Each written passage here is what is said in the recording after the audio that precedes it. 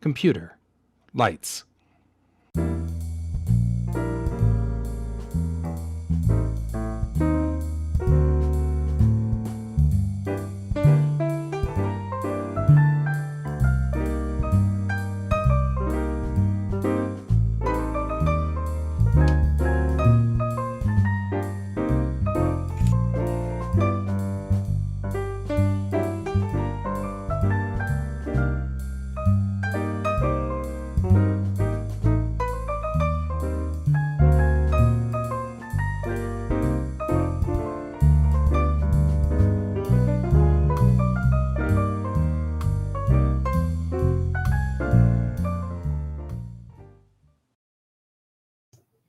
Good morning, everyone, and happy Friday.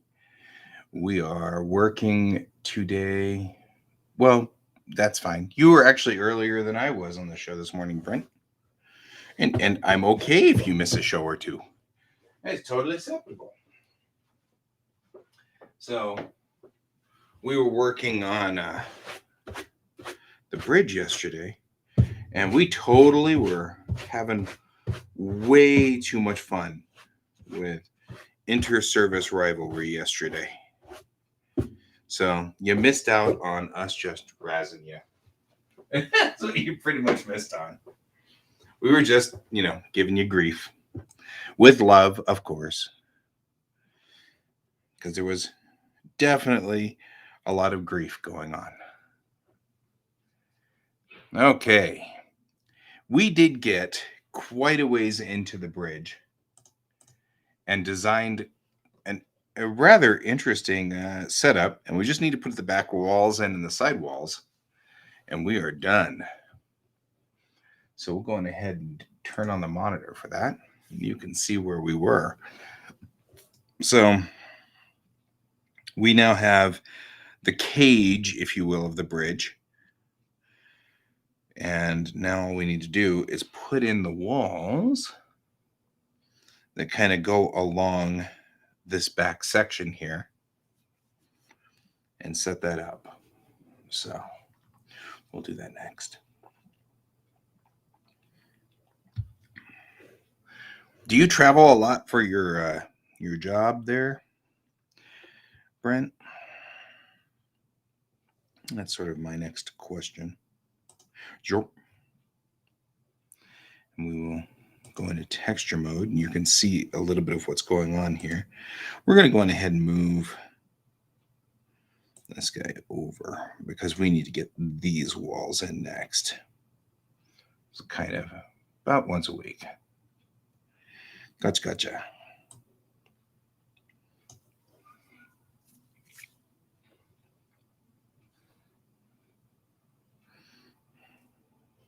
I'm also kind of thinking about putting a tree branch-esque line that goes this way. And I'm thinking about doing that just to give it just sort of a not such a hand look, because it looks like a hand right now. Which, is kind of disturbing a little bit. So I'm going to go on ahead. We're going to go into edit mode. I'm going to go into here. We're going to figure out what's selected. Obviously not this guy. There we go. Now we'll go into edit mode. And we'll select by face. I'm going to select this face. And we're going to go this way. Right?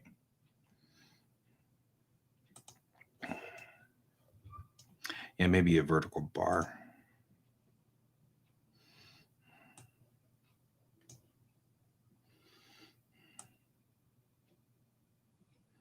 And definitely wherever we're going with this, though, we want to be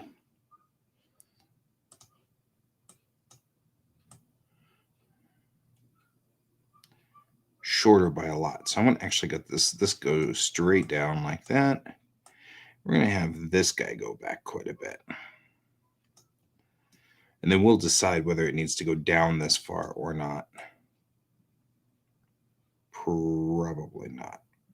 But we'll move it back up to, say, here. Give it more of that effect, right?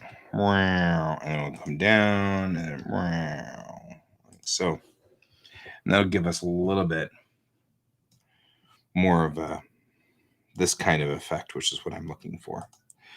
Straightforward, so we can get this lined up to the wall's outer side here. And go right there, because it's really not that far off of this main structure. There we go. We'll go to one side so we can move this guy into position so it's more straight, like so. Maybe I'll make it a little smaller.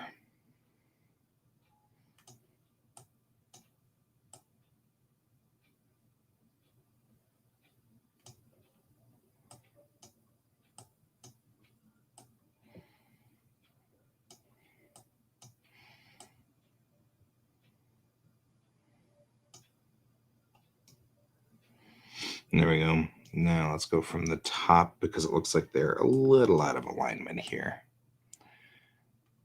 We'll go, actually, looks like this guy's the one that's out of alignment, because he needs to be all the way up against the wall there. So that's what we want. It's more like that. I'll put this one right there.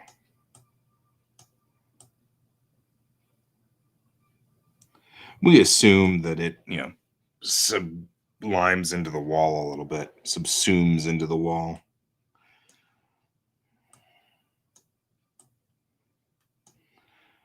There we go.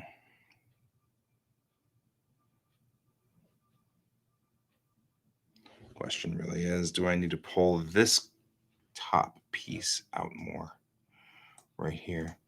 Because I feel kind of like I do. Like it's not describing the curve very well out here. We kind of want it to describe that curve a little bit more. There we go.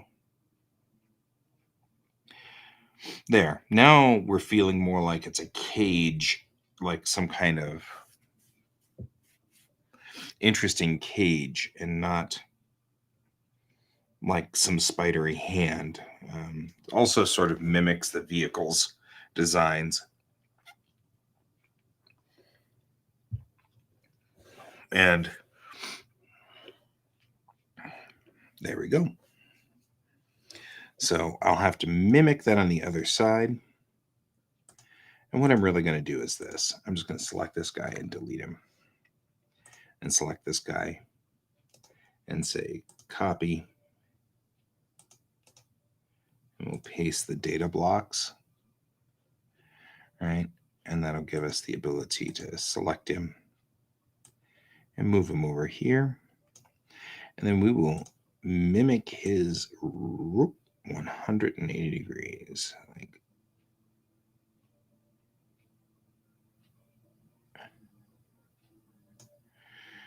there we go. And then we'll rotate till he's in the red alignment.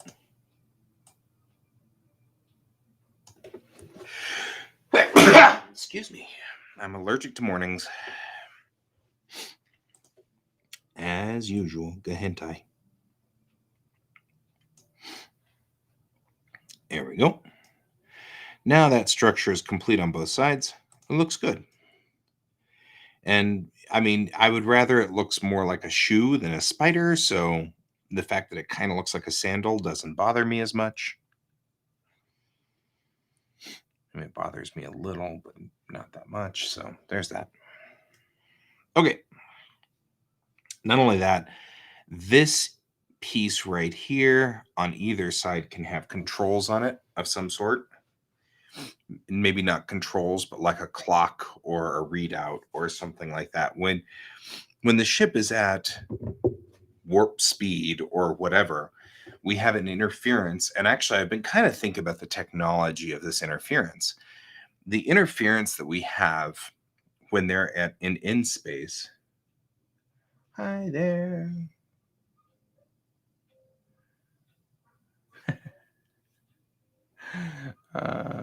Right? It almost looks like a sandal. Morning weekends are. I've got all three of you guys right now. That's awesome. Good morning to all three of you guys. So I was thinking about the logic of the in space drive, right? So we're in this warp drive. Now, most of the stuff that I do when we talk about in space is try to give it a little bit of science to make it so that I've got stress and plot that I can pull out. But one of the things that I kind of like about this is when in space, the computers don't work, not you. So the the thought process here is originally I was just having a whoop, it's forbidden, But then I was thinking about it and I was thinking, what would be kind of cool is if there was sort of a logic behind it. And I think part of it is that in space is sort of messing with subatomic science. Um, well, they do use a sort of a black hole gravity well for it, but they don't use a singularity like the Romulans do. Um, but but once you're in space, you're kind of messing with quantum science, which is the reason why it exists, is because you can't break the speed of light in relativistic space. But in quantum space, things get kind of weird. So you're in quantum space, kind of traveling along. And so, what I thought would be interesting would be that it's not a matter of, um,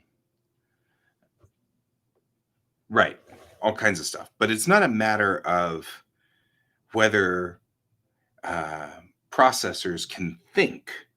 It's a matter of the fact that once you get to a certain speed, normal electrons traveling on metallic pathways start having Heisenberg uncertainty problems. So, as long as everything is just running on current, you're okay. But if the current needs to make a 1 or a 0 decision, it becomes staticky, which means that the faster you go in space, the more your processors start to get staticky and jittery and they can't process properly. Your electricity will still run because alternating current, it doesn't matter whether it starts jittering positive, negative on alternating current because all alternating current is alternating. So it doesn't really matter already there. You've got sort of a. So light bulbs work, but processors can't because you can't make the 1 0 switch. It starts becoming erratic and you can't make the processors think. So that way, I can make it so that if you slow down, you can bring your processors back online, but you have to but the faster you go, the more erratic their thought processes get. For example, we've been talking about the fact that the AIs won't be able to come online when they're in space. Well, I started looking at all of these numbers and realized that a good portion of my stories are going to be in space. They're going to spend a lot of time just traveling between stars, which is sort of what I was after. Not even EMP protected because they're all in this alternate world. Everything gets sublimated into this strata of quantum weird, right? So it's at the quantum level that this is occurring. Not so it's not there's no shielding for it. There's no way to shield it because the shields would drop into the quantum level and so would the processors into the quantum level. And once they're all in that sort of quantum shift, all of those things start becoming staticky. So, but I was thinking that that would be kind of cool because I'm just making sure nobody's messaging me because sometimes I get the weirdest messages. So, anyway, really, this is just plot driven, right? The idea is that I really wanted the ability to have a pilot who physically has a steering wheel, who has to steer the vehicle. It gives for a different feel. When they're in space, the captain is writing her logs physically in a book. the lights are on, and there are dials and knobs, and the dials will show you things, but you have to be able to read the dials. As soon as they drop out of in space, then all of the holograms come on and everything, and you've got your normal processor things where you can go beep beep boop beep boop boop boop beep boop boop boop, and do the little thing where you turn the thing and pull the thing, and in the hologram world. But that way, you sort of have two different worlds. You've got sort of a right. Wouldn't it suck if? But I mean, yeah, I mean the Lightyear trailer did show a whole bunch of gauges and things like that, and I thought that was kind of cool. But the idea is that in space you can't physically just realize that this is outside of the range there. Look at that. Because this now describes the outside edge of the bridge. So this part of this needs to move in. So we're going to do that real quick. But yeah, that was what I was thinking, was that gives me business to do, kind of cool business to think about. So we're going to take pretty much this whole section right here. We're just going to pivot it like so. Right. And then we're going to bring these guys down. Not that one though. But yeah, that was what I was kind of pondering there. That way I can bring on, you can have dramatic scenes where the AIs are willing to come online, but they say pizza a lot, and they say, like, we can't answer the phone right now. What are you talking about? I'm sorry, I'm scrambled, sort of thing, like they're heroically trying to help, but maybe they're just a little too scrambled at this point, sort of thing. I think that would be kind of cool. You'd have the ability for an AI to stay online as long as they physically possibly can. Yeah, right? That really that song was very reminiscent. I noticed that one too. It was remarkably reminiscent of Bowie.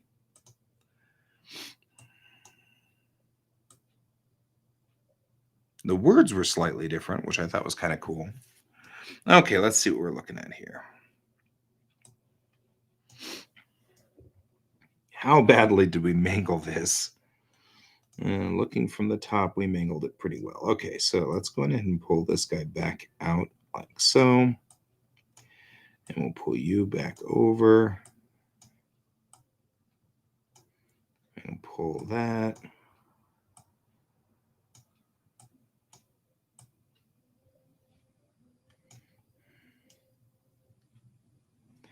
There we go.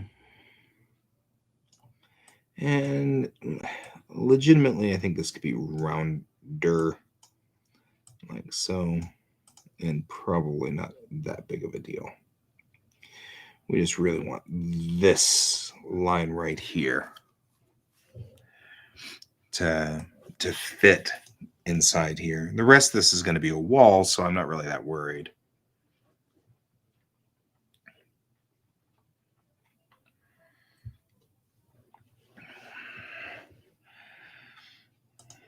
Clearly, there is a ongoing theory that ideas are built upon one another. And I'm noticing that I might be on the cusp of this, because I'm noticing a lot of my ideas are starting to propagate out, and I'm not writing fast enough, because I'm seeing my ideas sort of spring up in different locations. It's kind of semi-sad, but not really that sad.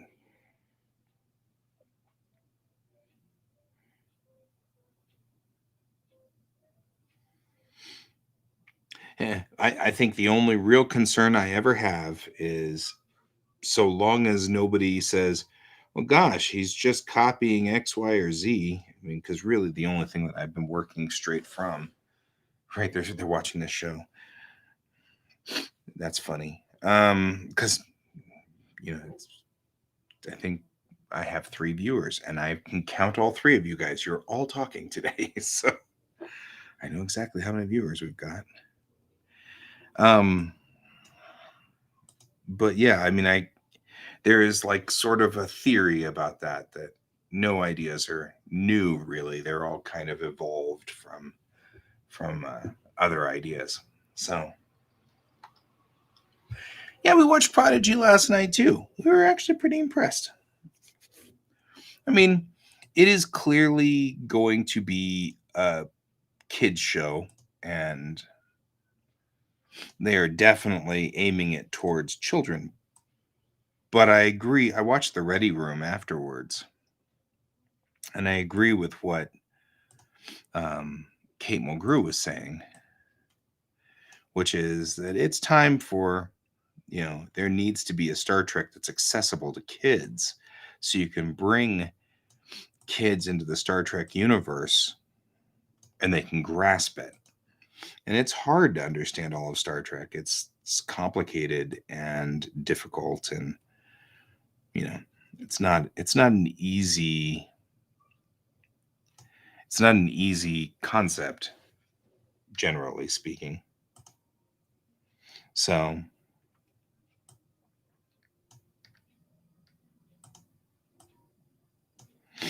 I agree with her on this one. It's good for bringing kiddos into the Trek verse here.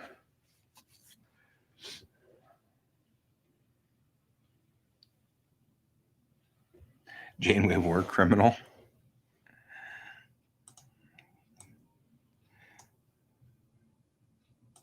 Is because of her behavior in the Delta Quadrant.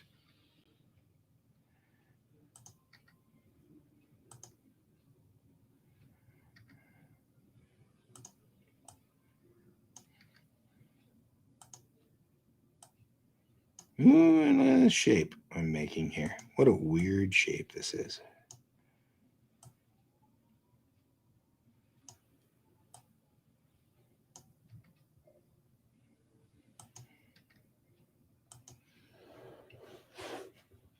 She did do a lot of questionable things.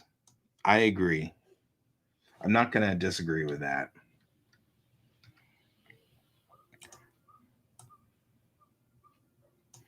I think they also did an interesting job of playing somebody who was having problems reconciling all of that. So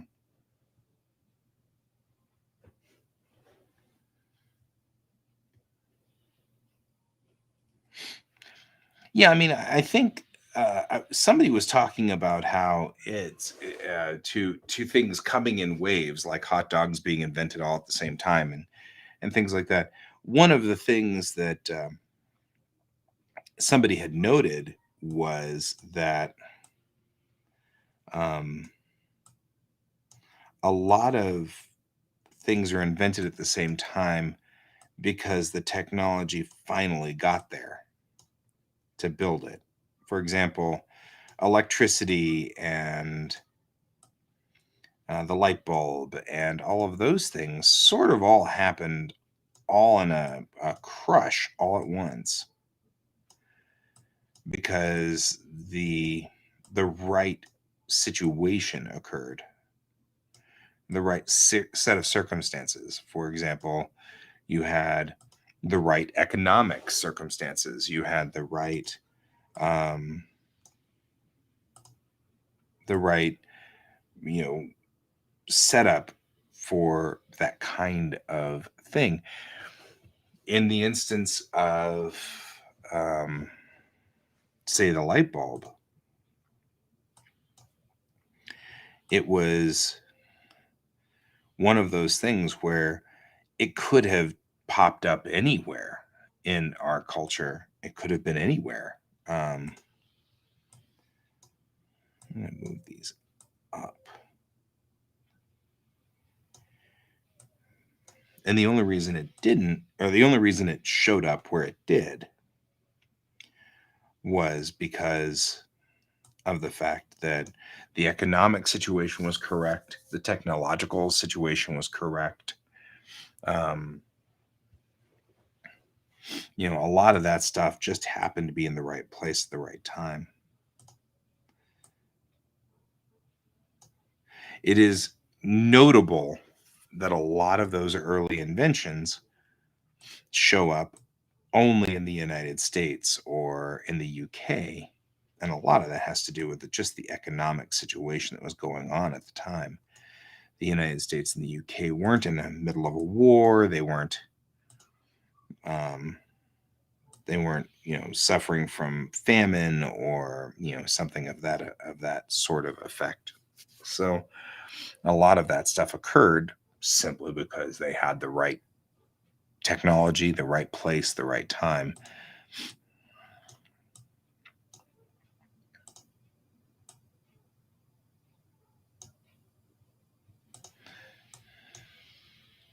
Having like a number of different discussions as to whether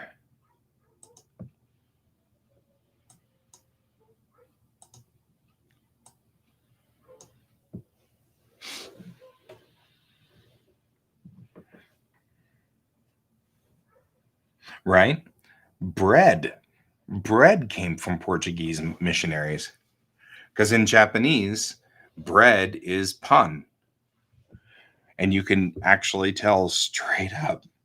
And that's very straight up. That's a borrowed word. It's fascinating what pieces of technology moved through. I mean, then you think, gosh, how did Japan live without bread? Because like we are so used to it in Western culture, having bread everywhere. And then you think it's so weird to think, Japan just didn't have the technology until literally like the 1750s or something. And bread, for our Western cultures, bread is a staple and has been since long before. And it wasn't a matter of what did they use instead.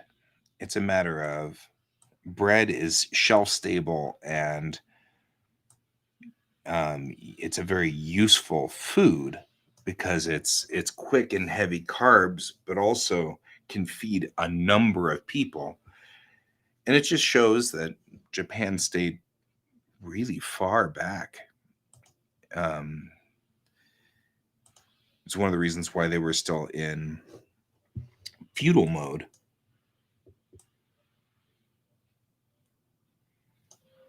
for so long.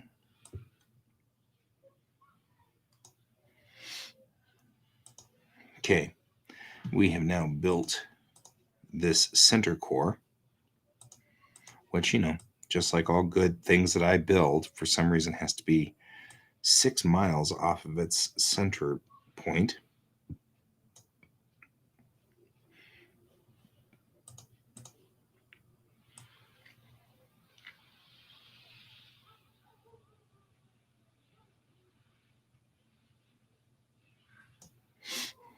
Now we can take a look at the back wall. And this is where the captain's chair sits, is in this alcove right here. So when you're looking at this is where her chair sits, right there in the center of the alcove.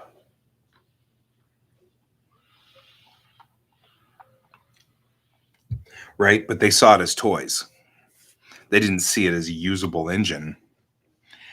You're right. That's a definite truth. Sometimes it's there and it's been sitting there and it's just been sitting there forever and nobody did anything with it. You're like, why didn't you do something with this? You've had steam engines for almost 1,000 years before you actually put them to use. And it was because somebody had to think up the application for it.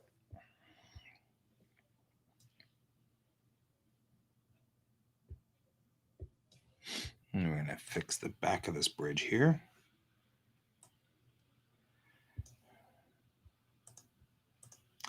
I did an interesting interesting experiment yesterday, while I was at the car dealership getting an oil change on my whiny car. Brent didn't get to hear the story of the whiny car. So I have a brand new VW Jetta, and it's a lovely car. It's bright red, and I love it. It's really cool.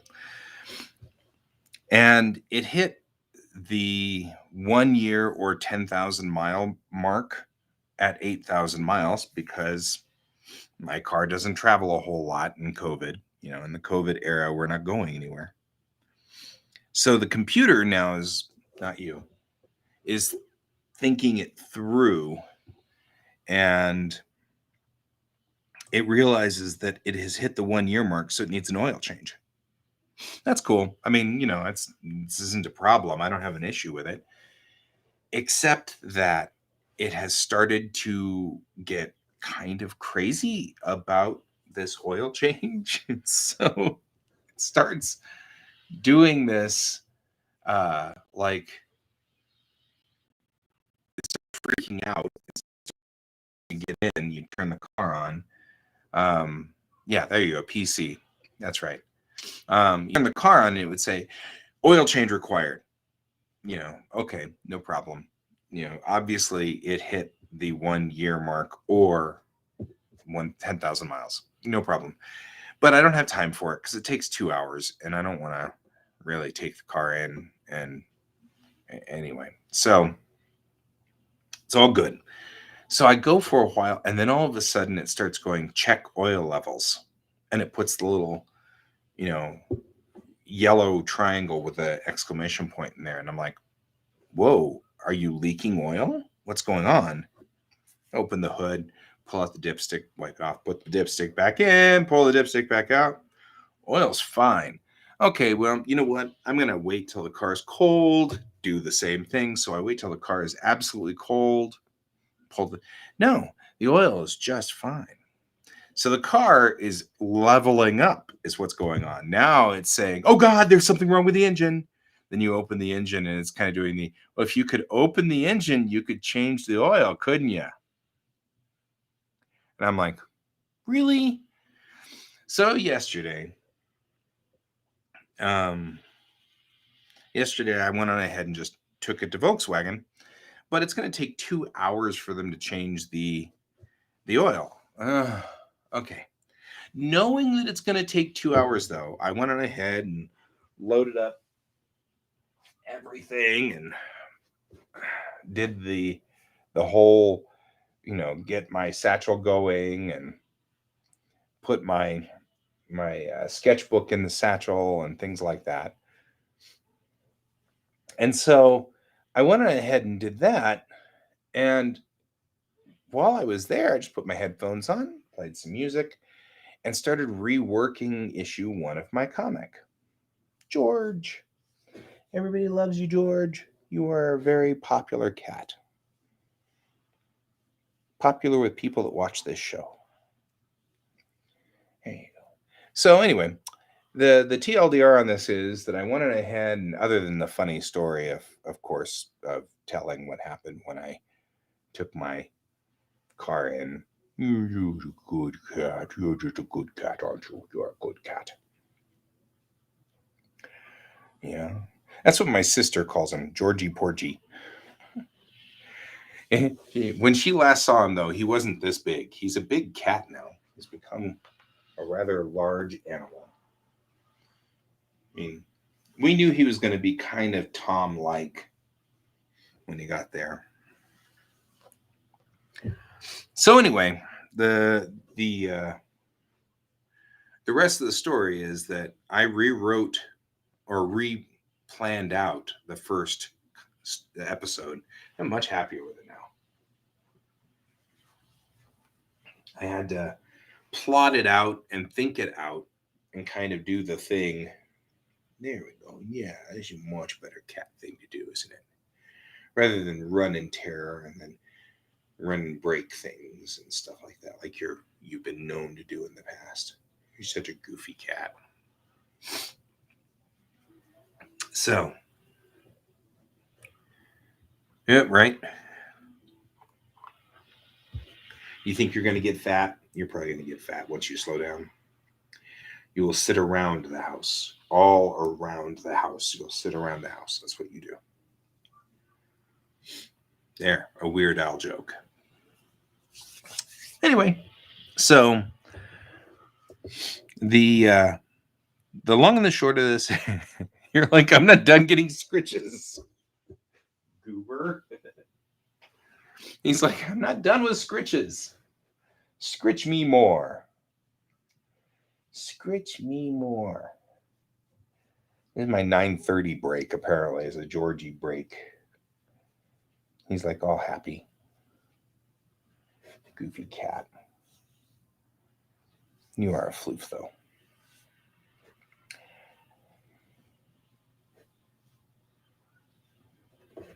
Yeah, he did that too until I started yelling at him for it.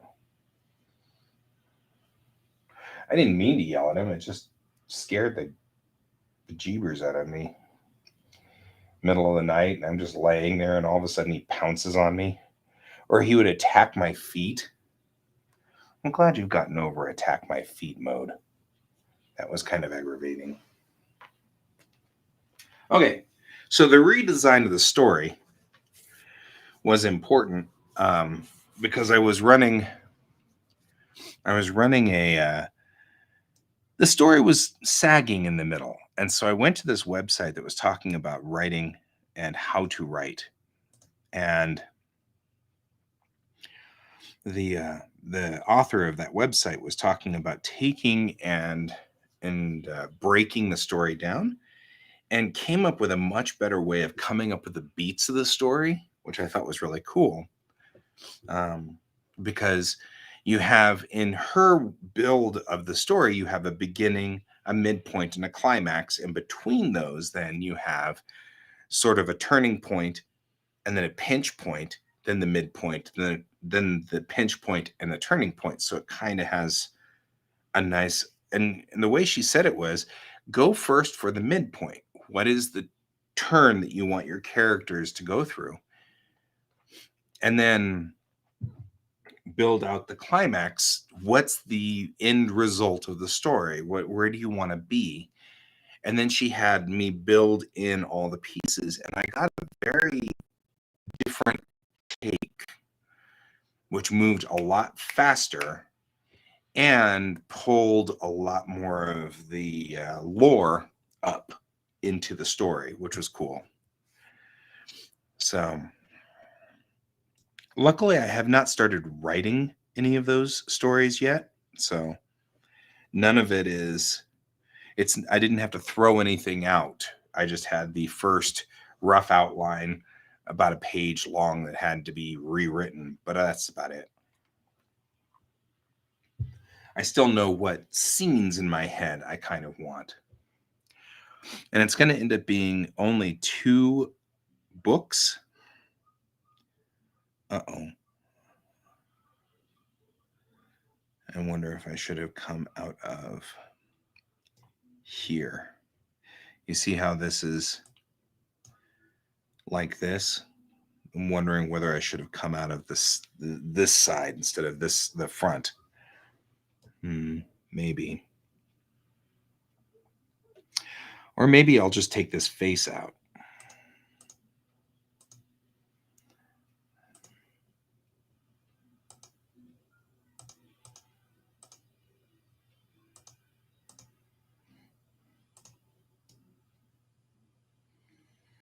Maybe. Maybe I won't care. Maybe I don't think I care. Maybe I don't care. Maybe I don't care. We don't care. Because I don't think you'll see that unless you're outside of the cage, right? Inside the cage, we won't see it. No matter which angle you're at inside the cage, you're not going to see that. So, yeah, maybe I don't care. I don't think I care. The question really is, can you walk in under the stair ramp here? I don't know. We'll have to see. Right.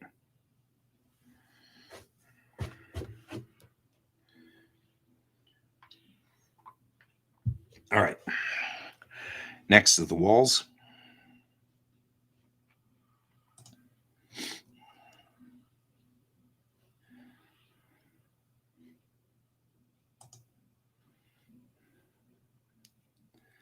So we'll go back into object mode, add mesh cube.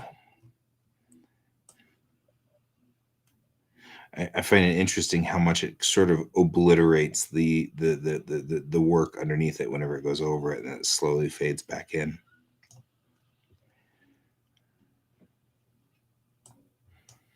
Right? See? Meow. Meow. I think that's cool. Okay, I need to stop being that easily entertained. Okay.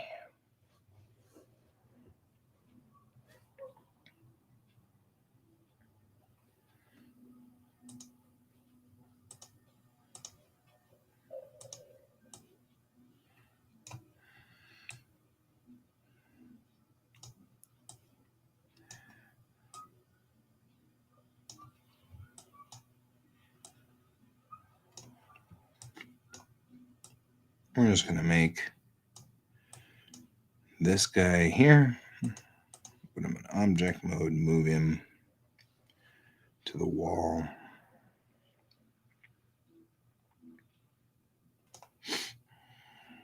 The back wall, because this door exits aft, correct? Yeah, it exits aft. This door doesn't exit aft because there's a storage room here, but this door exits aft. So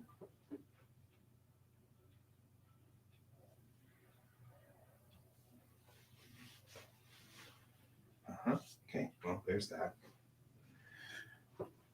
Okay, so we'll move this guy all the way to the back of the bridge here. Put him on the outside. I don't know. Make him slightly the same size as the actual like drawings are, and that'd be useful. And you forgot in mode.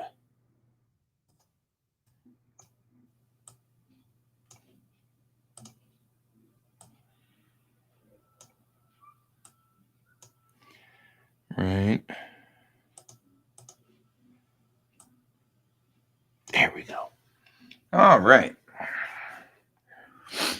Then we'll take these broken wings and learn to fly again, learn to live so free. And when we, okay, I'm done. I'm never done. I mean, we all know that, right? We all know better than to say that I'm done, because it's not going to happen.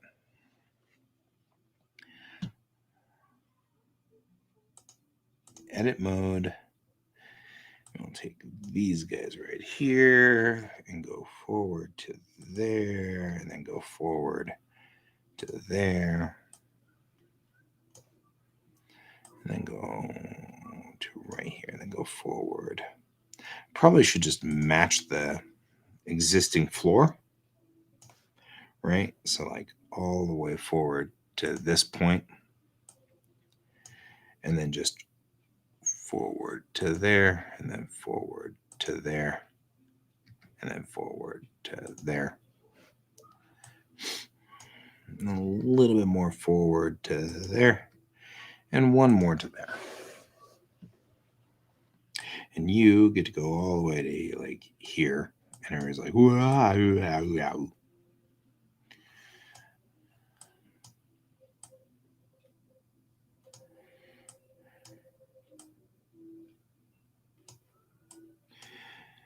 I'm going to give these, we're going to have two different textures for this wall.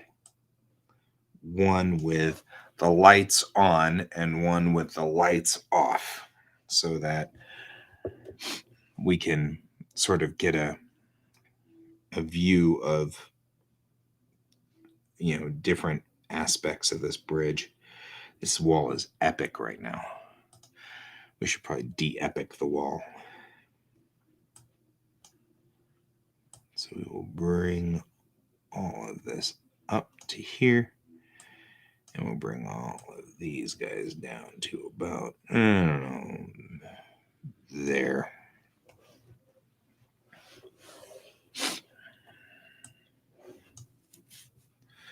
And then we will extrude to here, extrude to here, extrude to here, and extrude to there. What an extrude thing to say. Okay, I'm like I said, you guys know I'm never done. I keep saying I'm done, and then I'm not, because we all know better. I shall be making puns. You shall see puns of mine on my gravestone. I will. It's a foregone conclusion. Could be a 5 gone conclusion, or just a me gone conclusion, which is probably what's happening. So it becomes an I'm gone conclusion that there will be puns on my. I'm just saying. Just saying. Okay. This allows me to move this back dramatically, because we ultimately want all of these things really compressed up here, right? What we're doing is we're bringing this wall upward in that arc, right? It's not yet shaped this way either, which, needs to be done. And actually probably ought to be done first, is shape this way across the arc, because I bet you this is an easier shape to make. So we'll undo all of the work that I just did. There we go. And go to the front. Okay. Knowing that we kind of want to shrink this down a little bit, starting like this way, a little bit more this way, and just kind of, if I was smart, I'd use the actual, scale tool. So let's go ahead and move all of this over so that everything is scaling from the centroid of it right there. So here's my pivot point right there, this little dot right here. It's kind of hard to see. So we're going to be pivoting from there.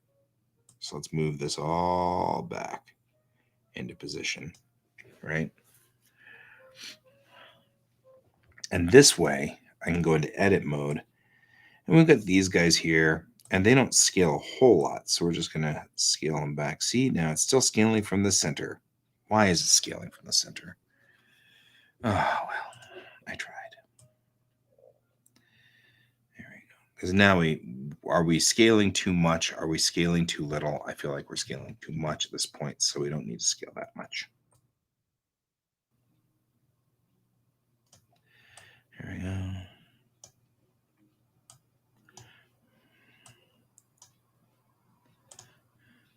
We're only pulling the red. It really is pulling from like somewhere over here, and I intentionally moved. Yeah, see, now I can't tell. See, now you made this hard. There we go. As long as I only pull on the red, it's only pulling this way and not pulling all the way down. Because if I pull all of it, the white ring, it'll shrink the entire piece, and the front part will come in wrong too. So we'll do this, and then just like the other one, we'll pull in on the red one. But we can pull a lot more on this because we know we need to get it even further in.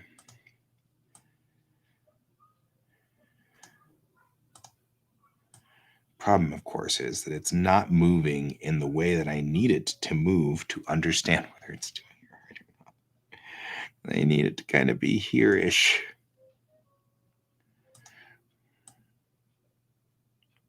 There.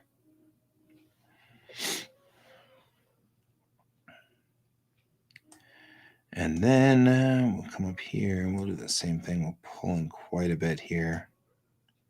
We'll move this sideways.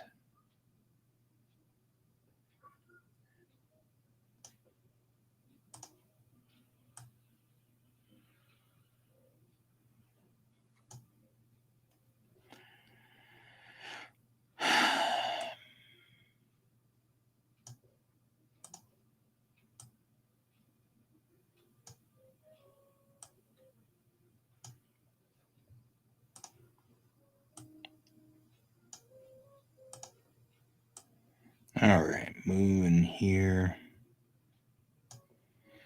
It's kind of hard to do because it's not even centered properly, right? Like it's putting the centroid right here.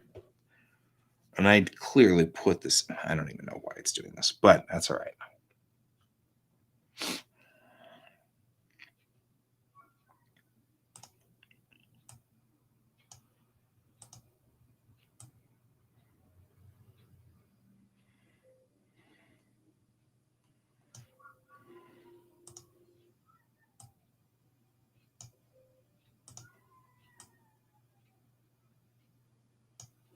There we go. Now let's take a look. The shell now fits. You can see how it fits really well on the upper side of that bridge now. And it fits to the spine nicely over here. Now we just got to get this forward piece to come down in its right arc too. Once that does, we should get rid of this gap up here, right? So here we're going to go on this side now. And this is not for the faint of heart, folks. You know what we need to do is real quickly though. Let's take a look up here on the front because this nose piece is not right. And all of you guys need to be like over here or something.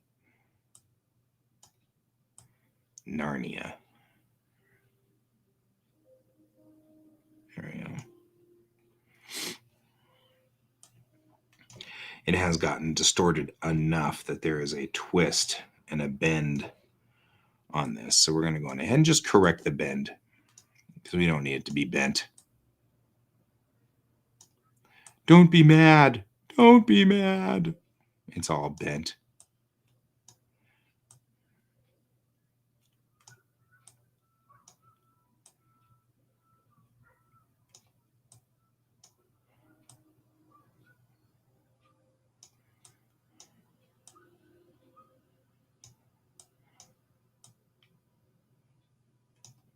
All right.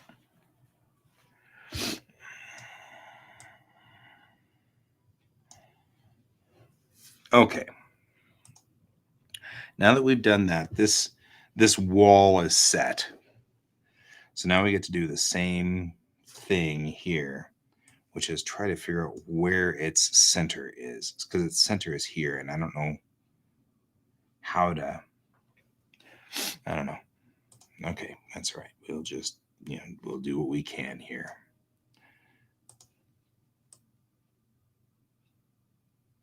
This has a much more dramatic switch to it, so this is going to be harder.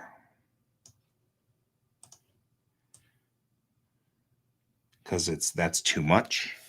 Now it doesn't match this forward piece. So now we're going to push back out again. Which, by the way, this is a lot of fun for me.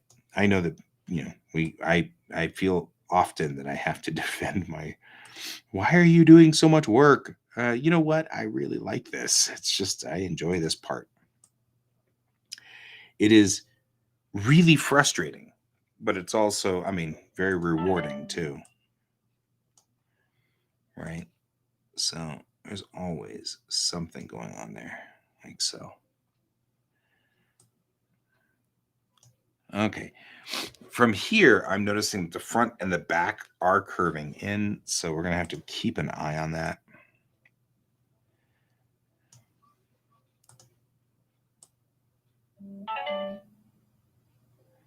A lot of beater loops going on here. Yeah, I just write whenever we're not online.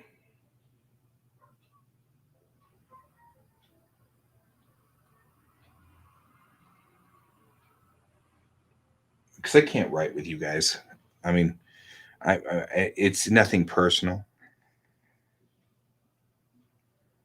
There we go. Let's turn it.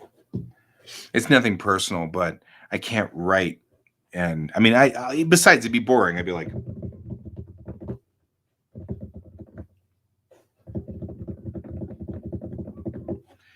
be horrible. The only thing that's exciting about this is goodness knows what kind of disaster I could cause. Anything could happen. right?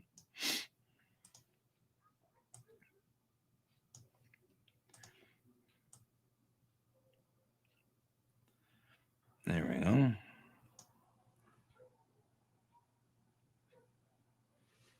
All the writing is going in.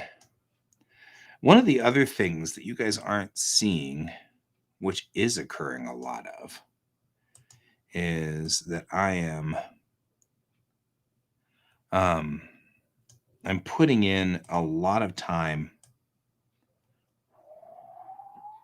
to there.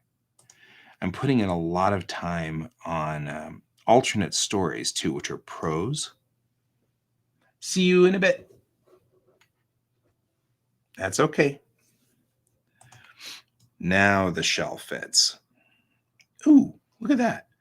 You just like went wonked, didn't you? That's okay. I can de-wonk you. But why? Why you? Why did you go bonkers? It's a very strange issue there.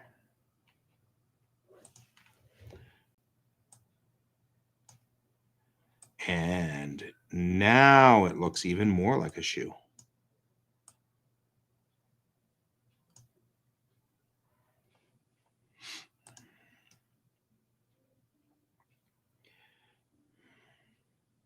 There we go.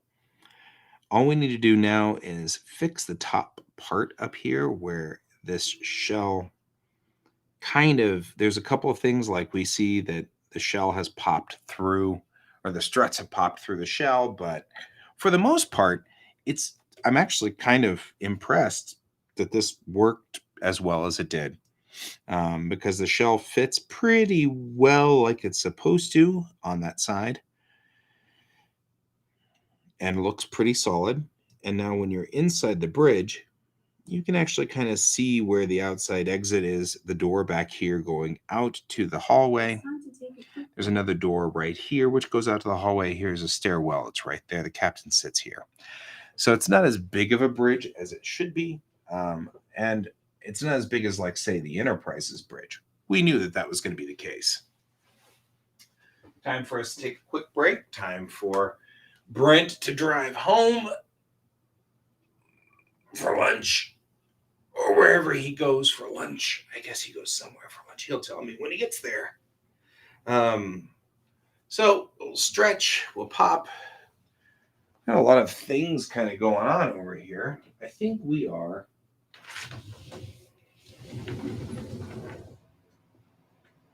working on. I'll leave this open. It's nice and it's a wonderful day outside. We're not going to have that many of them before it becomes ridiculously cold and unpleasant, so might as well enjoy it for now. So, okay. Inside the shell, we've got struts. Looks kind of cool. Doing good. We have one half of the bridge shell in. Okay. Switching back to monitor.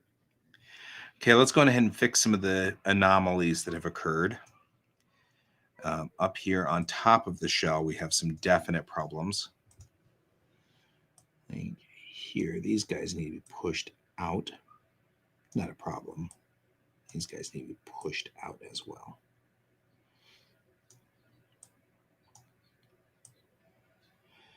And you guys were here while we built this. Okay, we've got a lot of that going now. Now it does go through the shell, but not completely, which actually is fine. I don't mind that. And the next question really is, should I push the spines out until they touch the shell? And I'm thinking I might just do that. And I'll tell you why. I want to kind of fix this strut that's coming down because it really should come out the side of the fork in the strut should come down the side, I believe. And so we're going to go on ahead and delete this strut right here. And then we're going to work on this strut and line him up so that he fits really nicely. So we're going to go into edit mode, the naked mode. And we're just going to take each one of these. We're just going to, take it and push it up into the structure more like so. Right? So now that strut's sitting up on the structure. Is good. We'll take this guy, do the same thing. We're actually going to remove all of these guys first. So we'll take vertices and take that out. And that's going to leave me a hole, but I'll fix that hole in a second. Okay, we'll take these guys next. And we'll pivot around until we're in the right part of this shell. And push all the way out. It will, in this instance, it's going to sort of gap this zone. So let's go ahead and pull this guy down so it no longer gaps as much. There we go.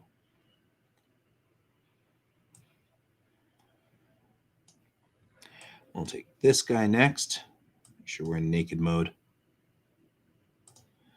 And we'll go out till we get to here on the shell. Right? And we'll come down here. This guy next. And we'll move him out until he's on the shell too. At that joint. All right.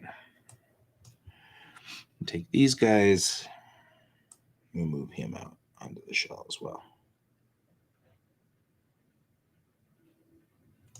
Now we're going to have to do all of this from the top view because it just got wonked.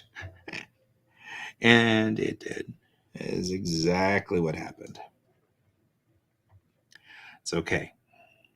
I don't have a problem with this. We'll get this all straightened out. This guy needs to be pretty much like right here. Right on that pivot point right there.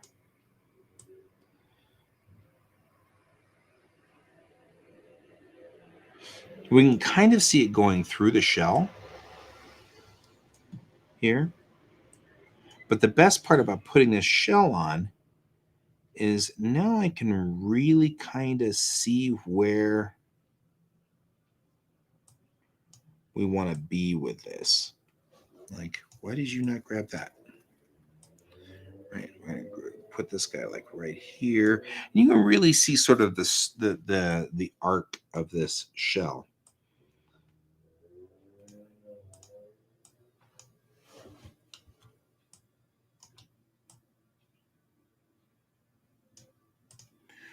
All right, now we'll go inside. And we'll take a look. What do we do? What kind of damage did we just do?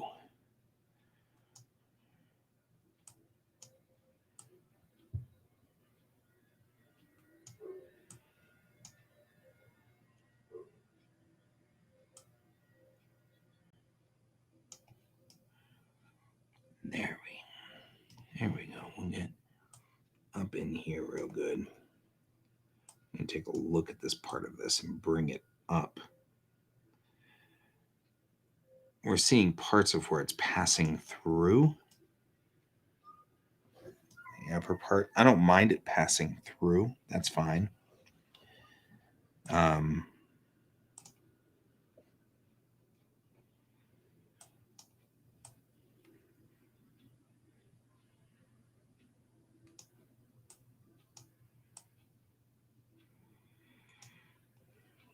There we go.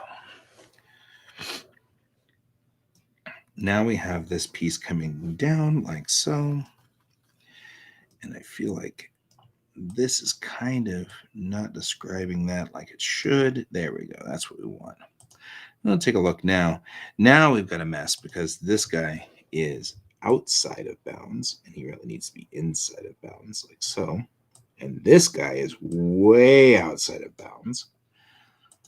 There we go. Now we're in here and it looks much better.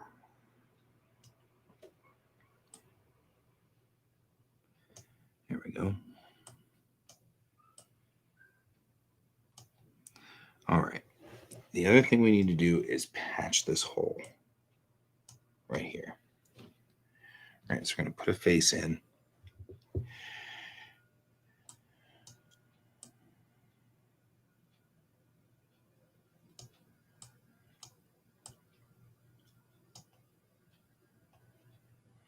Now we're looking from pretty much the balcony looking down. So now we want to make sure that it, matches sort of the view of the line work here. So we're going to fix some of this guy's stuff. Part of the reason this is sort of being a pain has everything to do with the fact that I've been modeling this on a whim here. I mean, I've been just completely doing this as I feel like it. I don't know, this feels like it needs to be about there. And sometimes my desire or interest or need to do things as a artist sort of does collide with engineering the right way, right? Like, this is not engineered right. It will be, but we've dinked with it a lot to make it engineered correctly. I have to get the twists out of it and weird stuff like that. You're like, oh, okay, why is that so twisted? It has everything to do with the fact that I am just unable to engineer without some kind of weird. I'll just design it and waves sporadically.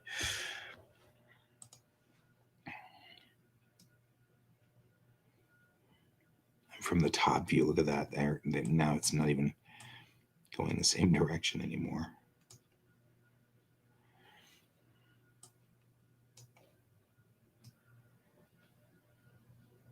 All right. Now we know that this guy kind of needs to be like here. And this guy kind of needs to be like there. Right? Now we're just going to look down the line here, kind of follow the strut as it kind of moves down the bridge piece. And to be fair, it's coming off of the top here and it's twisting as it's going down. So give myself a little bit of a break here. As much as I'm making jokes about my horrible engineering techniques, there is a logic to why this is not easy, and it has something to do with the fact that this beam is twisting as it's coming down from up here. It's twisting over to stay in line with everything on the ship. So there is a certain amount of, I've got to give myself a little bit of leeway on this one because this is not actually an easy design. Doodly doodly doo. It's also not unheard of for artists to do engineering. It's often considered to be sort of weird that artists would do engineering, but back in the day, that was what artists were employed a lot to do, was engineering. Mostly because we rely heavily on visual spatial as the part of our brain that we think with. And since we're so visual spatial, since we're so spatial, we're spatial. Since we're so visual spatial, engineering is actually a relatively easy thing for us to think through. Let's just make sure that that's coming through correctly. Can I grab you? I can, because I need to kind of straighten you out a little there.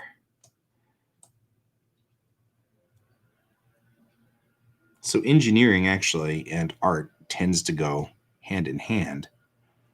There we go. That strut looks good. Like all the way down to the floor. Look at that. All right, now we're going to do what I was trying to do before. Instead of doing it this way, we're going to go into edit mode. We're going to hit that guy and we're going to come out, right? This guy then we can then put together some sort of, let's go to this side here and we'll get him sort of lined up like this and sort of lined up like this so that the strut that comes down sort of runs the gambit on this spot through here.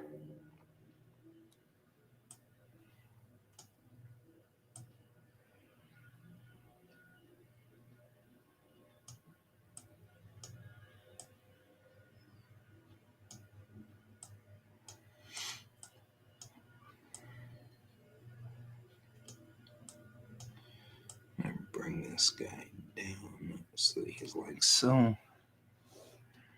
And we're going to go do this. We're going to extend out.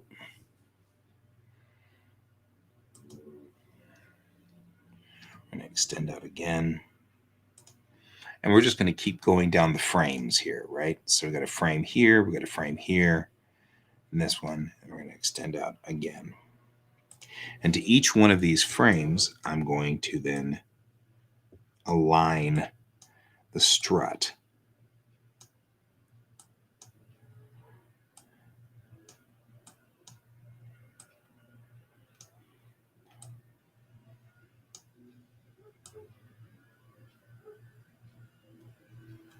Right? So each one of these is now on the frame.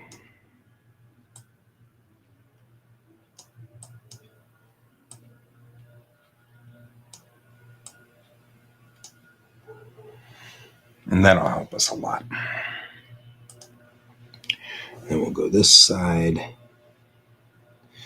And I'll never be able to see it this way. I'll need to see it this way.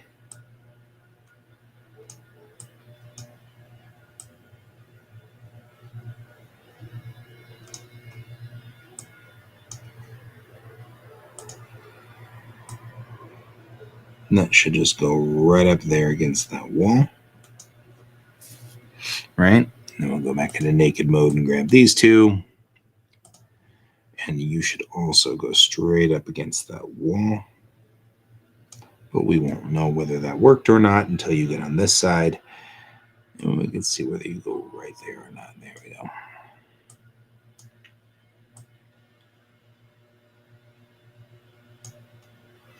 There we go. Take these two. And we run them right up against that wall piece. Take you and we run it direct back like so. And then we take you two and we run you guys direct back against the wall as well.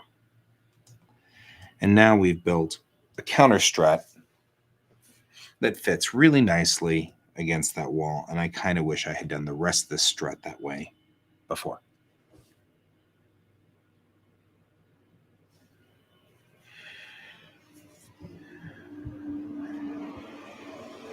So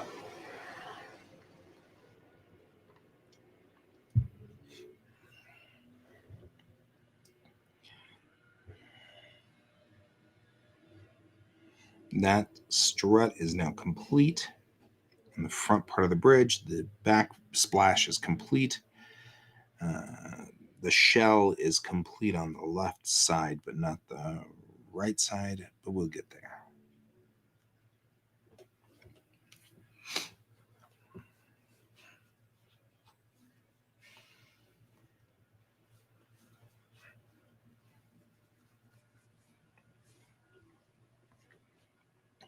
And we will save since we've done all that work on that strut. Okay, let's go ahead and duplicate the strut.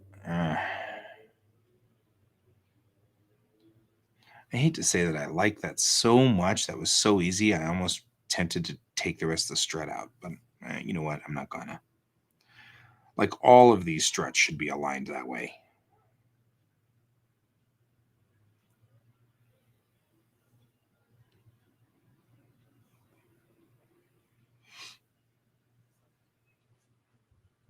This is me pondering whether I should do it. Because right now we've got like a weak spot that looks like that right here. That doesn't look well aligned. I don't need to rebuild the whole thing, but what I can do is go each point here and make sure that it is correctly aligned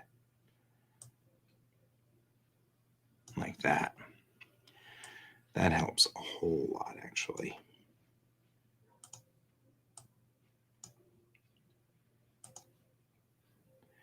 Because now I can kind of do sort of an alignment on this.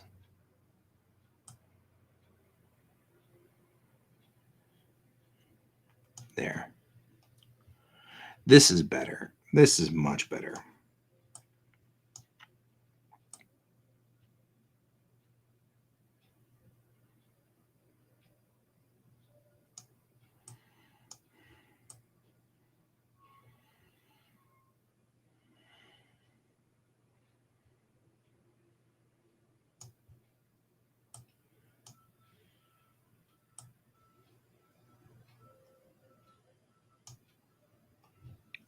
That works a whole lot better.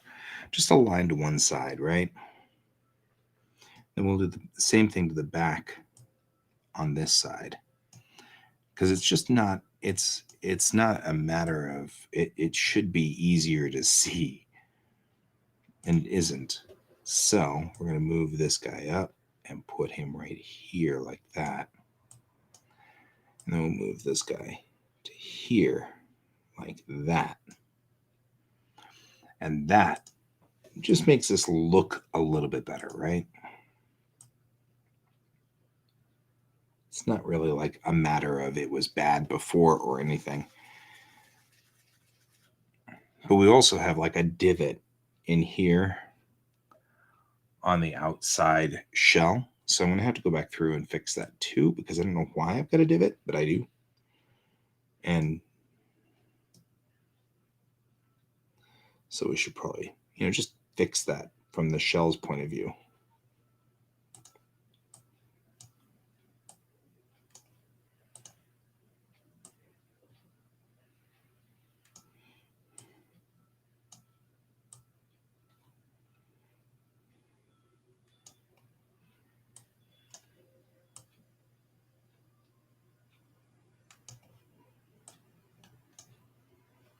And especially the foot, right? This entire foot down here is really kind of weird. So let's go ahead and like just straighten it out a little bit.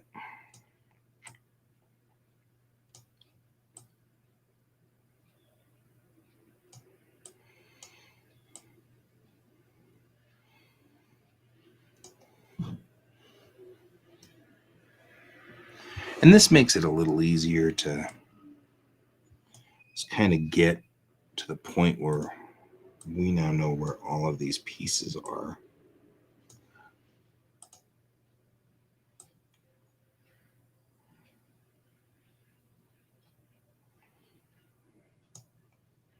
You can see how I've got kind of a line going there, but it doesn't show up down here. And that's because this guy needs to go back to there. And now that looks like one piece, right? It just kind of looks like it was one little arc, which works.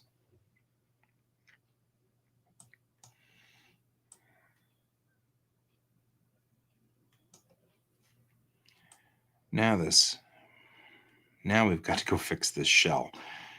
I don't know what's going on with the shell, but we've got this weird sort of divot going for it here. How do we get that divot? How did that happen? Oh, I just must be on a different spot. That's what it is. I'm moving across a different part of the shell here. That's where our problem is.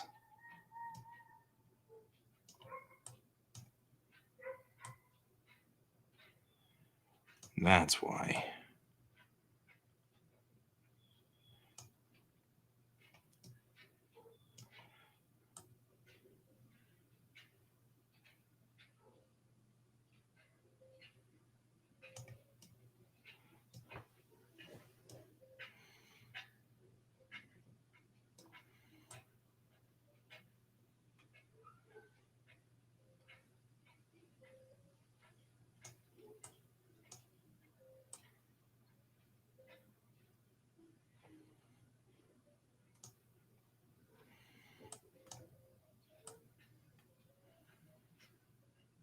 There. That cleans that up.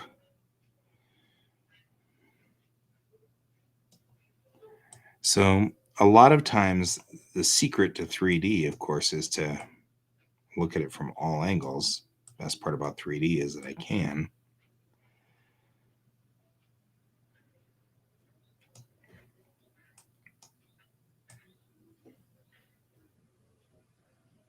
But it also means you have to be cognizant of those angles or they wander off on you.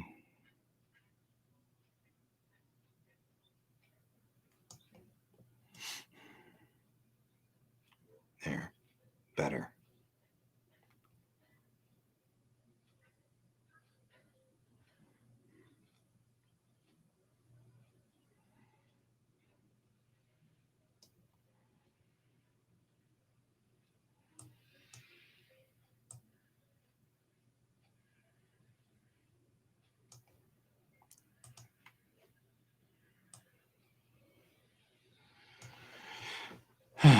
This guy's gone way out on a limb out here.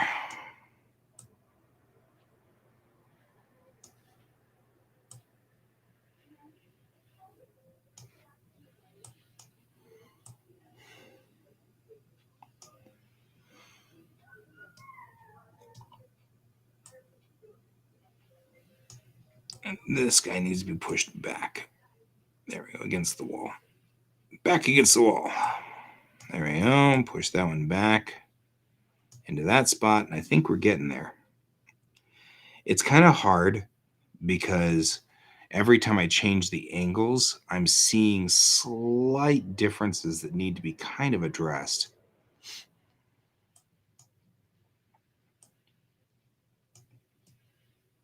But it's one of those we can't see it until we've turned it in all angles, right?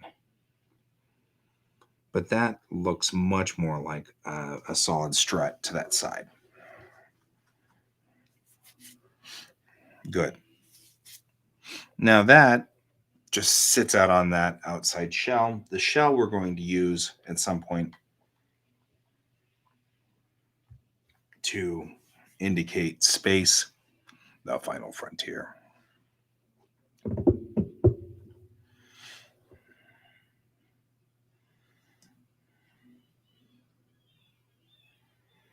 And there we go. Okay, next thing we want to do is go back into object mode and then go into edit mode here. And let's fix this strut too, because honestly, this guy's also screwed up.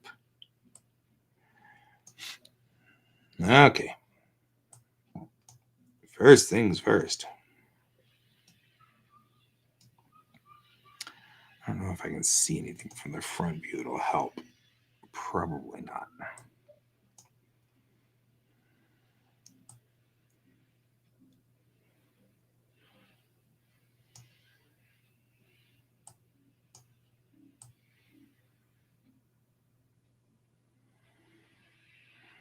There we go. Out in that shell. Don't touch that one because that one's correct. We're just going to pull everything in. And then that way we can go inside the shell and kind of take a look at where everything is.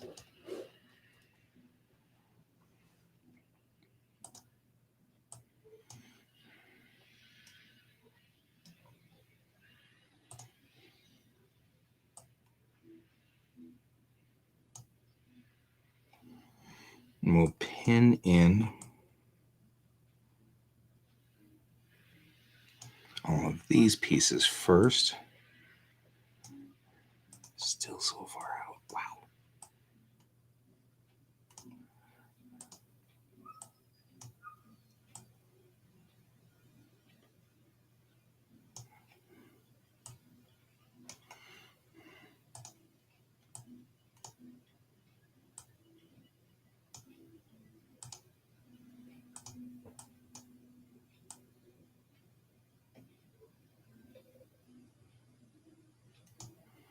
There.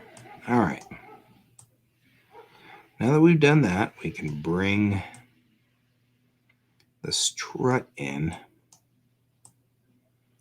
to match sort of where we want it to go. And we'll get the back side in a second.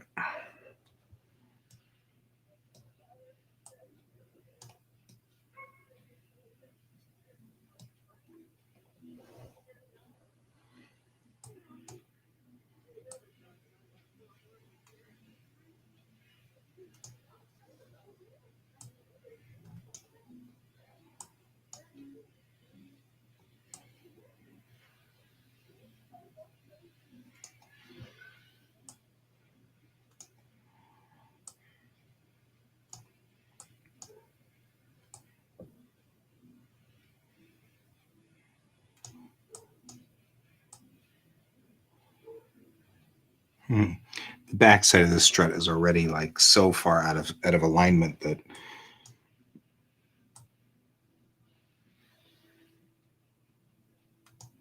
it's actually causing stress to the system here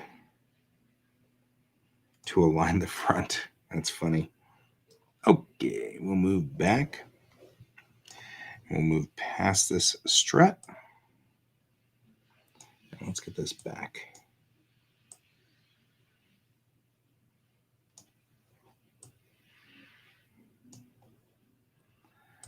Move up.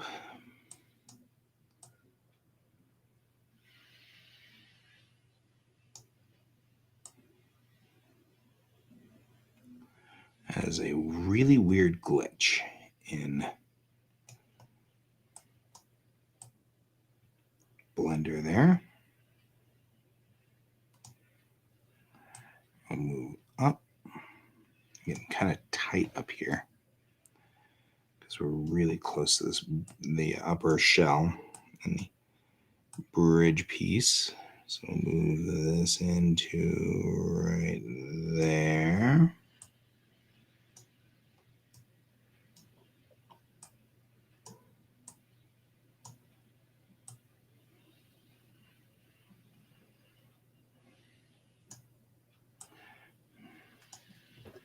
I feel like this guy just belongs in this point right here.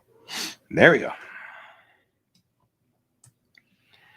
And then we will grab this guy and we'll put him up against there.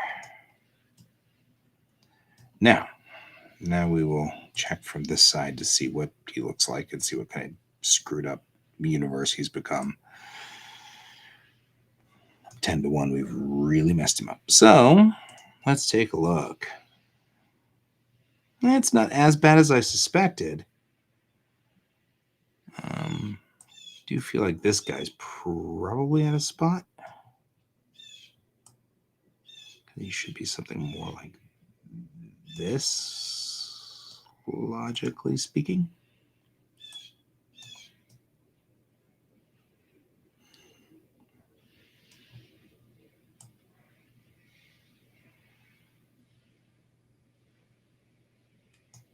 Like that. There we go.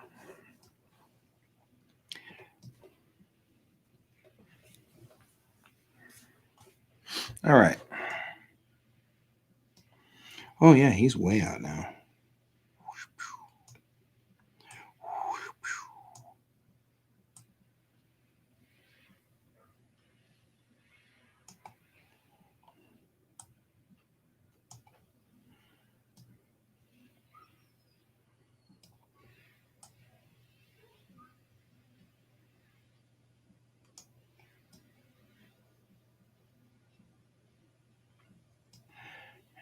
Okay, now we're just gonna, we've done the X and the Y adjustments. So now we're just gonna do the last bits of adjustments here where we just fix some of this stuff so that it actually like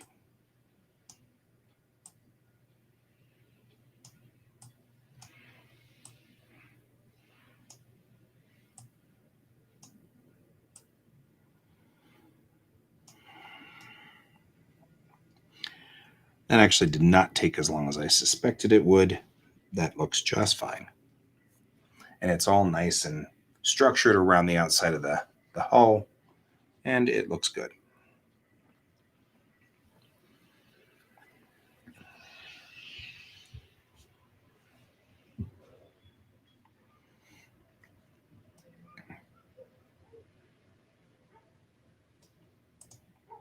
And what we've got now is, this looks pretty cool. I mean, it's a definitely a unique bridge.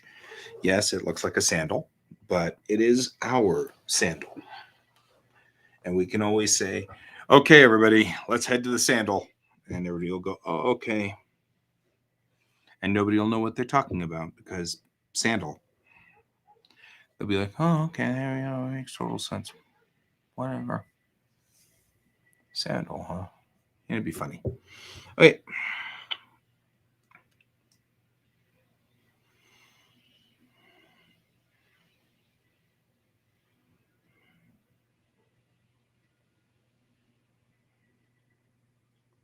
Now, if you're wondering why I'm not putting consoles in here, I actually am going to repurpose the furniture consoles that we've had before from that other set we did previously. I'm just going to put those consoles in because they will have a physical console and then they will have a tactical console.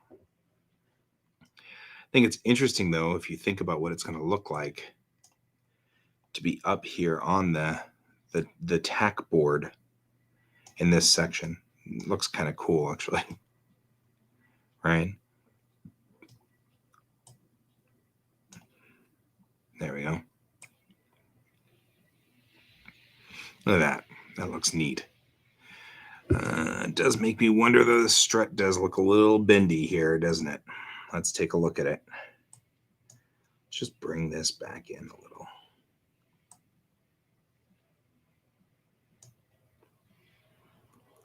Like Jane, you can't go around getting all bendy and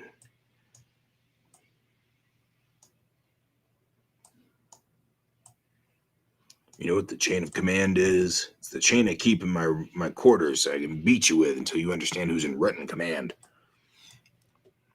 Jane. All right. I feel like that's part of it right there. From here, this should look all nice and clean. And a nice even arc all the way down. So we're just fixing a little bit of that. Just cleaning it up a little bit.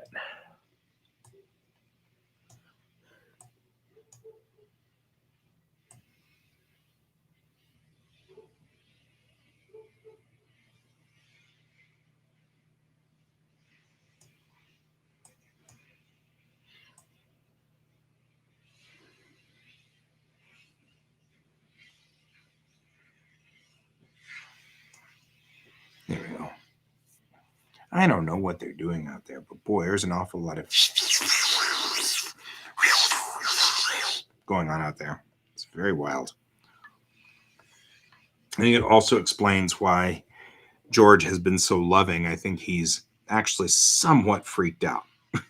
So it explains a whole lot. I'm like, you're being uncharacteristically nice. He's like, save me from the hissy thing. There is a hissy thing. I don't know why it's hissing. He clearly is disturbed by that. Okay.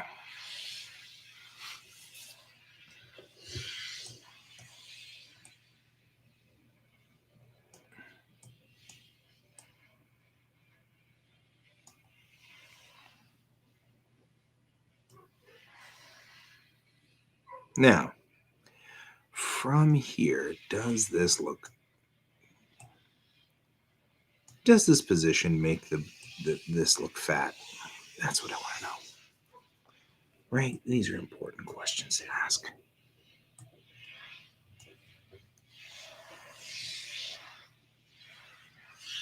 Does this make my strut look fat?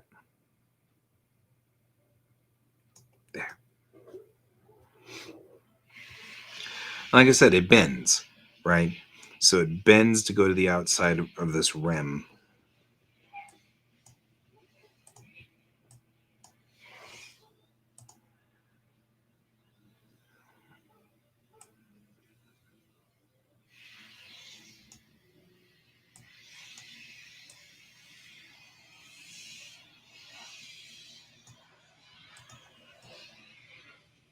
There we go. We're just trying to get this all lined up.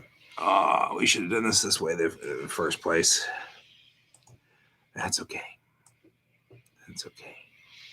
The wonderful thing about you guys all hanging with me is you guys have gotten to see sort of all of my mistakes and errors as I make them, which is fine because errors are like the way that we learn. It's the way we get better at things. And I have gotten infinitely better at all of these programs. When I started this, all of the programs or all of the models that I built in for Tamerlan were all done in Wings 3D, which was a 3D program that's really, really simple and easy to use, but it's also discontinued as of 2003.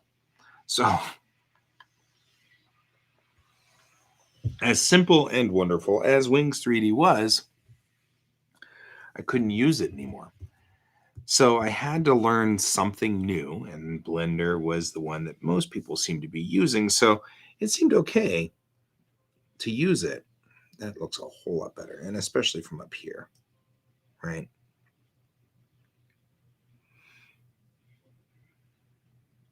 Still kind of feel like this spot right here needs to move, say, this way.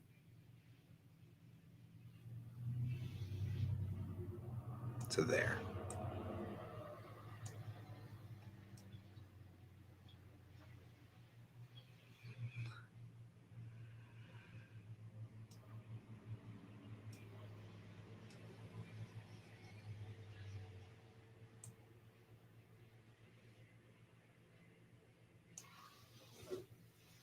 There we go. And I've grown quite a bit as a 3D artist in here, building a lot of this, a lot of these bridges, these props, things that I definitely need to build for the benefit of this project. And some of it has been oh crap, I shouldn't have done it that way. I should have done it a different way. I've had to throw the whole thing out. You saw me do that with the deck plans. And the reason I had to do that with the deck plans, everything to do with this bridge didn't fit. There was no way to get a bridge in there. The bridge would end up being about 2 meters wide, and it wasn't wide enough to actually put more than one person standing next to another person. It was just too small of a bridge. So that was part of why we couldn't keep the old version. Now, this version, this bridge is still pretty narrow. It's not exactly the largest bridge. It's, I mean, from a Star Trek perspective, it's about half the width of the old series Star Trek. But that's okay. It's still an operable bridge. You can still have people wandering around on it. You can still have people doing their jobs and stuff like that. So, all right. I think I'm done fussing with that. I'm feeling like that's good enough. I'm going to call this forward. I call this strut 1. Strut 1 forward.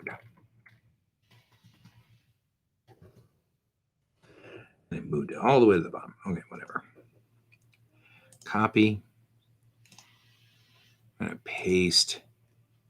Right, and that's going to put this guy here. We're just going to go on ahead and just flip him while we can.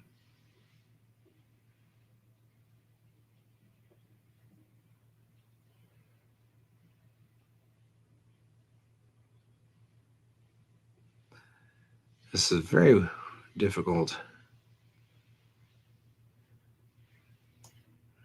There we go. And we'll go to the top. And we'll rotate him into place.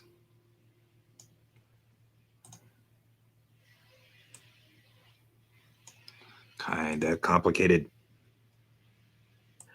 Put like so.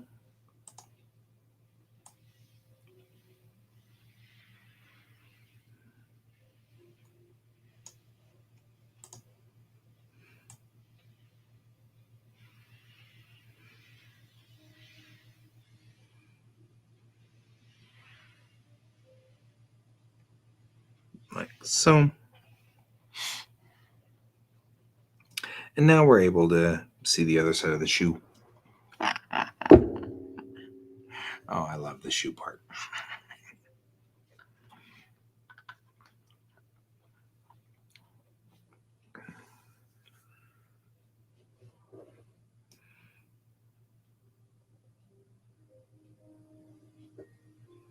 Okay. So the struts are outside the shell. That's fine. I'm going to delete this guy. And make this guy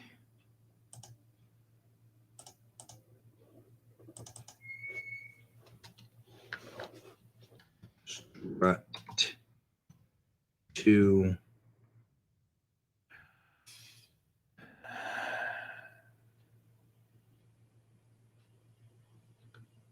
starboard.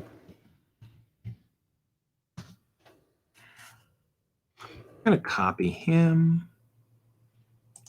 We're going to paste him.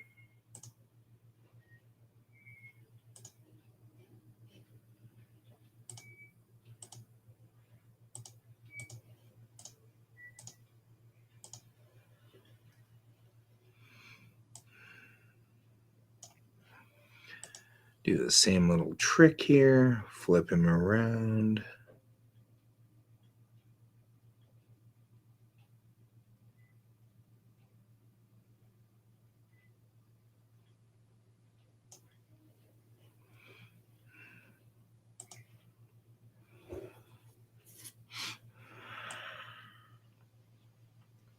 Trying to decide whether I care about the little dance that it's doing or not.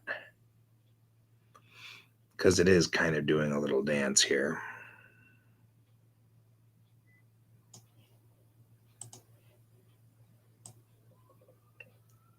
Like, I'm not 100% sure that it's straight and straightened up there or not. Yeah.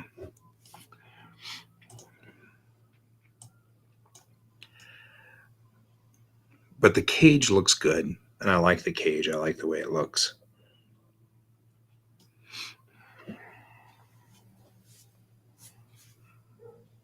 I don't think I care enough about that wiggling a little.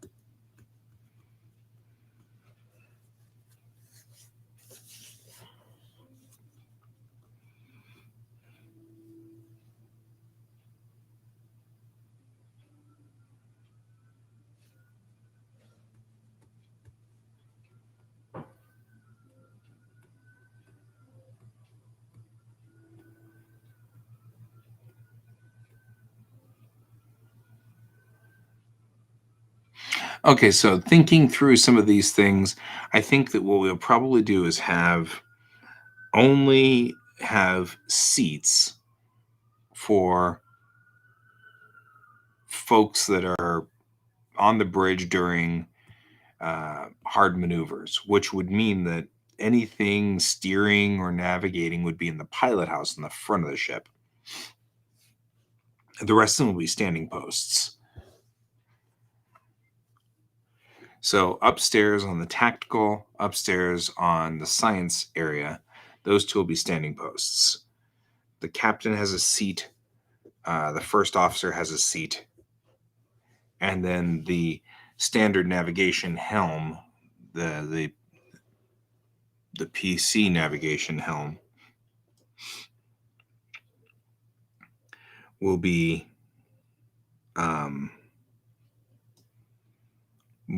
standing posts, and they'll come out of these parts of the struts for the computer system, not you. The PC.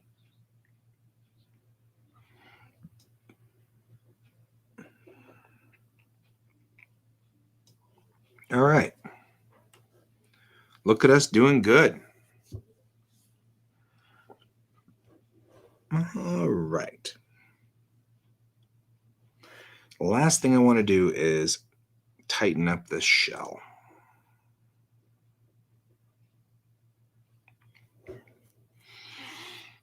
Because I'm noticing some things like it's not sealed totally to the top part here, which it should be.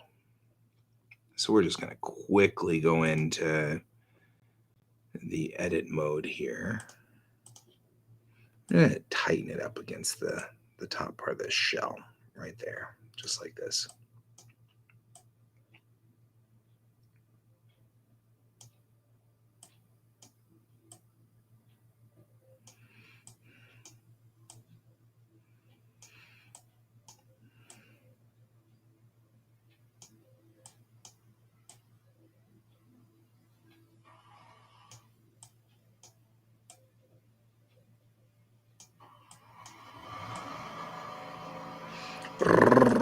With some loud machinery outside.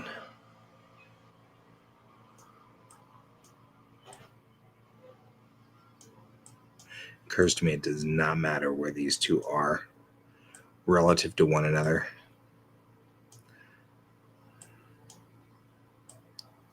The shell just needs to be the shell, and it needs to just be lined up here, and we'll just call it good.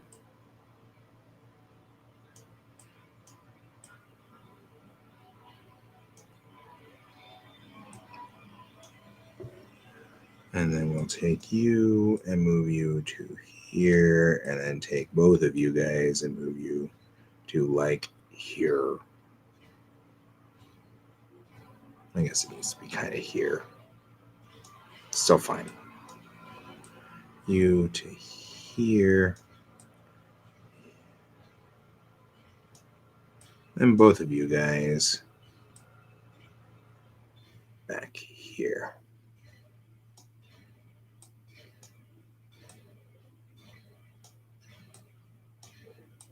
Man, there's something industrially going on out there.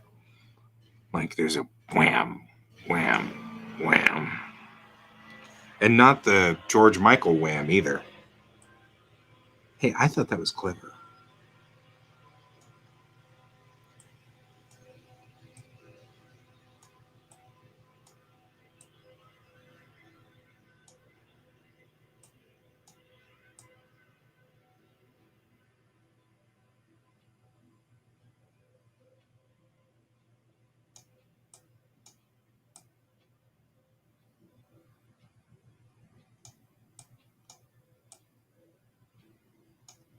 There. All I did was just bend that shell back so that it's a little bit over the back of the bridge piece back here.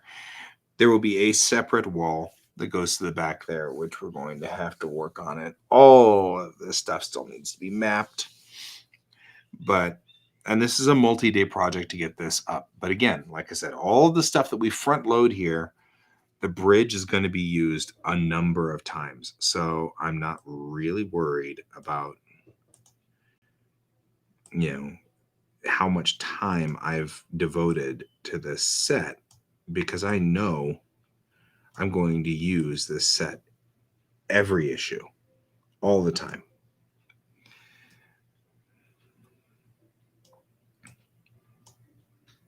Right? And so there's no standing problem with the amount of time we've spent on this set. There we go. So here is walking through this back entryway. The bathroom is on the left. There's a bathroom on the left. And you walk through.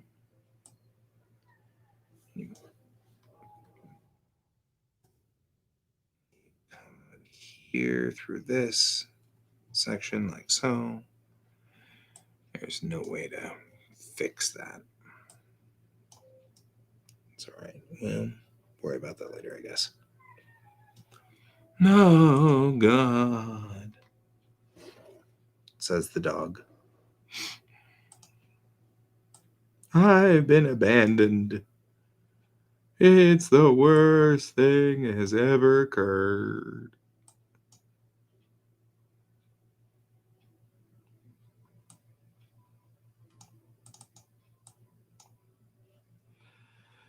Oh, great.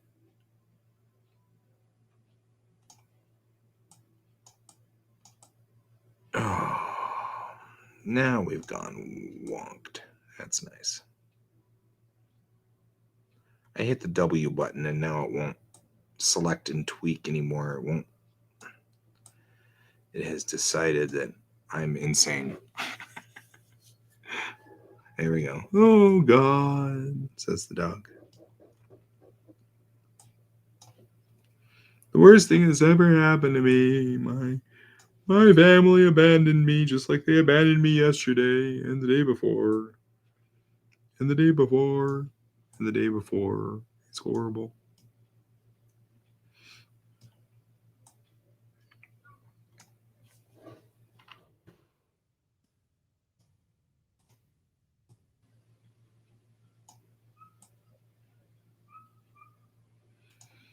I think he's less barky today because the construction crews are out there and he's like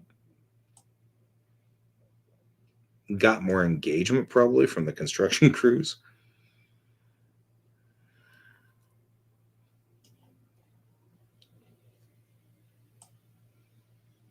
Welcome back to the stage of history.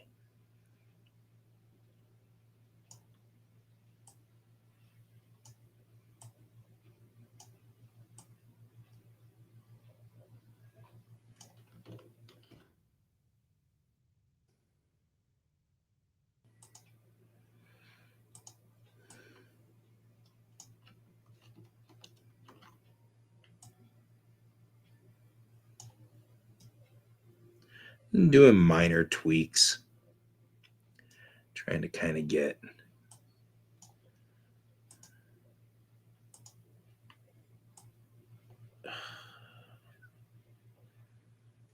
it to be not quite so pointy right here.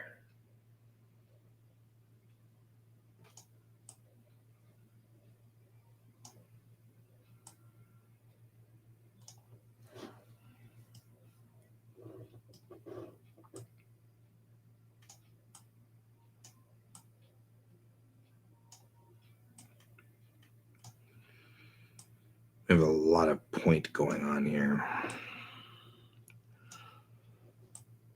It's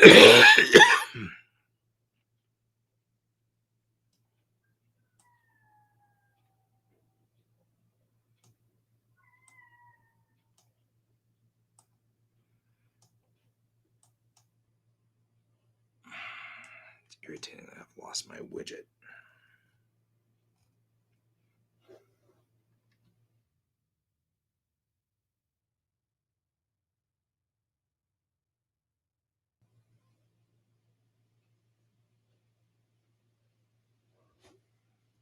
Yeah, well. No, not anymore. I'm just fixing the roof a little. So we're there on the roof. We just want to make sure it was sealed so that there wasn't anything to have to argue with on this side. And I was just messing with it, but then somehow I've lost my controllers now. So now they don't I don't have a controller. I don't have my widget. I don't know what happened to it. I hit the W key by accident and now the widget went away. And so now I don't know what command I just hit. And so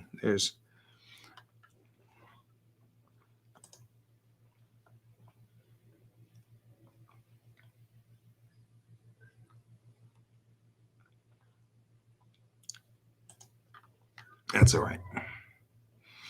We'll save. And I will look it up later.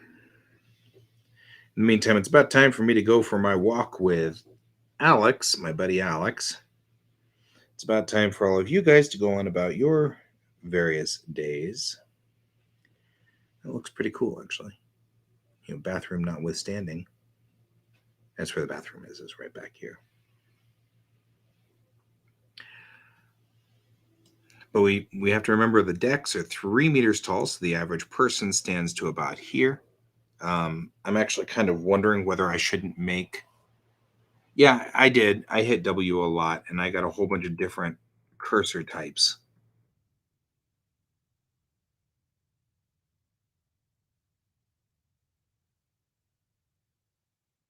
Maybe this. Oh. So like this cursor type is just any vertice that's close, it will select and it will move it right now. And that's not the one I wanted. So I hit that again and this selects it, but then I can't move it. The widget's gone. Then I hit W again and I get this circle, which I guess selects just things in circles. I don't know, in the circle. But then again, I don't have any widget, so I can't move it. So it's really frustrating because it's gone. I don't know what happened. Oh well. We've gotten here. We've got quite a ways in. So the shell on the outside only stays. I've made it 2 different pieces. I'm actually kind of wondering whether I shouldn't make it 3 different pieces. So you can do the old Star Trek original series trick where they pulled pie pieces of the bridge out so that they could move the camera in. Or whether I should just make my camera super wide and just live inside the shell, which is probably what we might do. So we'll see how that goes. I'm not 100% sure how I'll pull that off, but we'll get there. We'll get there.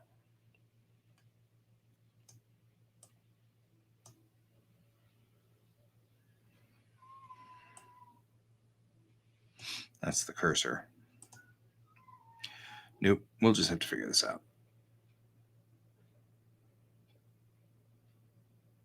I don't know.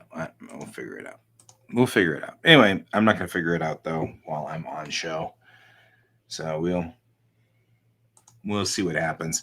Okay, guys, time for us to get cooking on our various daily jobs.